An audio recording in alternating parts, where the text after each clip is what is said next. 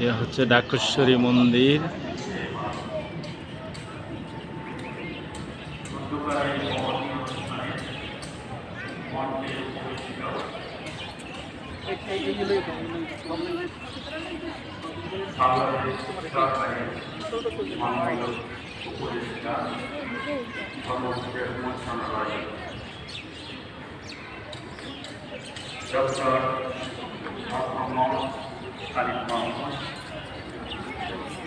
জনাব আসিফ মাহমুদ ভূঁইয়া, মাননীয় উপদেষ্টা যুব ক্রীড়া ও উদ্যম ও কর্মসংস্থান মন্ত্রণালয়।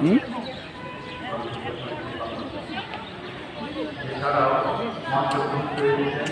বিশেষ অতিথি ভারতের পর সভাপতি বাংলাদেশ পূজা উদযাপন পরিষদ শ্রী সন্তোষ বর্মা, সাধারণ সম্পাদক বাংলাদেশ পূজা উদযাপন কমিটি, সভাপতি জয়ন্ত কুমার বেলতলা দেখে পূজা কমিটি এবং তারপর চন্দ্র পাল তথা মঞ্চ প্রকৃত অন্যান্য বিষয়েরা উপস্থিত প্রতিমণ্ডলী। গাছে লাল সুতা বাঁধছে।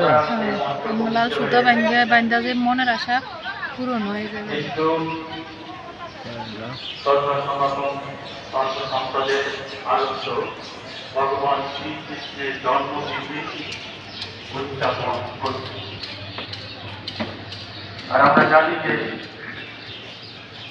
ভগবান শ্রীকৃষ্ণের জন্মগ্রহণ করেন সনাতন ধর্ম বৌদ্ধদের বিশ্বাস।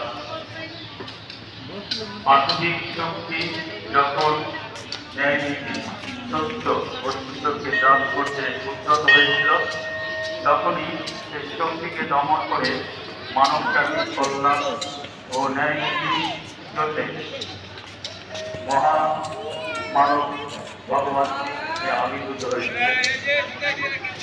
তাদের আরো বিশ্বাস দমন করতে এভাবেই